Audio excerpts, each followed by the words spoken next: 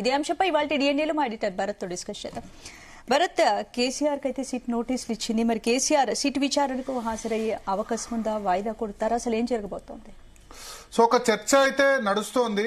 ఇప్పుడు కేసీఆర్ విచారణకు అటెండ్ అవుతారా లేదా అన్న దాని మీద కేసీఆర్ న్యాయ నిపుణులు, బీఆర్ఎస్ లీగల్ టీం, కేటీఆర్, హరీష్ రావు, ఇతర ముఖ్య నేతలందరితో కూడా చర్చిస్తున్నారు. రెండు ఆప్షన్స్ ఉన్నాయి. ఒకటి చర్చకు అటెండ్ కావడం, రెండవది కొంత సమయం కోరడం.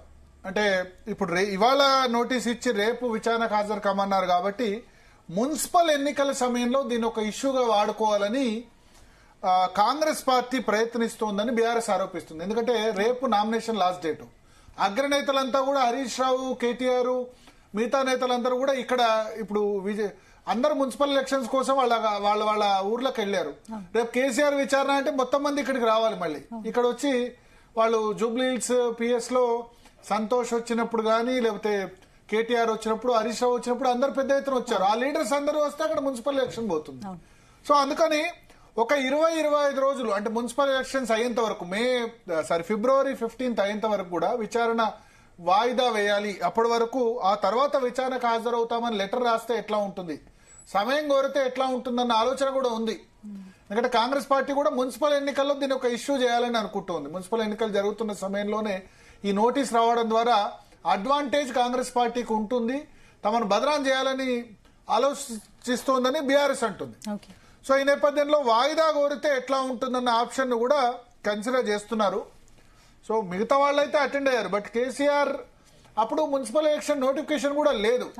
ఇప్పుడు మున్సిపల్ ఎన్నికల నోటిఫికేషన్ వచ్చింది. రేపు నామినేషన్ల దాఖలకు చివరి తేదీ, ఆ తర్వాత స్క్రూటినీ, బీఫార్మ్స్ ఎవరికి ఇవ్వాలి, ఇవన్నీ చర్చలు జరుగుతున్నాయి. ఒకవేళ కేసీఆర్ విచారణకు హాజరైతే ఆ ఎఫెక్ట్ మున్సిపల్ ఎలక్షన్స్ పై ఉండే అవకాశం ఉందా? అంటే ఈ మున్సిపల్ ఎన్నికల ముందు ఇది ఒక చర్చనీయాంశం కదా. ఫోన్ ట్యాపింగ్ చేశారు కేసీఆర్ అన్నది ఒక బ్లేమ్ గేమ్ అయితే జరుగుతుంది కదా. ఇప్పుడు మంత్రుల మధ్య గొడవ, నైనీ కోల్ బ్లాక్, అవన్నీ ఇష్యూస్ ఆల్రెడీ పక్కన పడ్డాయి ఈ ఫోన్ ట్యాపింగ్ విచారణతో. ఇప్పుడు కేసీఆర్ హియరింగ్ అంటే మీరు నోటీసులు ఇచ్చినప్పటి నుంచి చూడండి, అన్ని మీడియా సంస్థలు అన్ని వాళ్ళు కూడా దీని మీదే ఫోకస్ పెట్టారు. రేపు మొత్తం దీని మీదే ఫోకస్ ఉంటుంది. ఇంకోవైపు టీఆర్ఎస్ నేతలు ఎవరు కూడా ఇక్కడికి హైదరాబాద్ కి అందరూ మళ్ళీ వచ్చే పరిస్థితి వస్తుంది. ఏమంటారు, రేపు కేటీఆర్, హరీష్ రావు వచ్చినప్పుడు పెద్ద ఎత్తున బీఆర్ఎస్ నేతలు వచ్చారు. కేసీఆర్ విచారణకు పిలిస్తే కనీసం ఎవరు రారా అనే పరిస్థితి కూడా వస్తుంది. సో ఈ నేపథ్యంలో మరి తెలీదు, అంటే ఆయన ఏమంటారు, కేసీఆర్ అల్టిమేట్ గా విచారణకు అటెండ్ అవుతారా లేదా అన్నది తెలియదు. కానీ మొత్తానికైతే ఒక చర్చ, ఇదొక అవకాశం కూడా ఉందని జరుగుతుంది. మాట్లాడదాం మనతో పాటు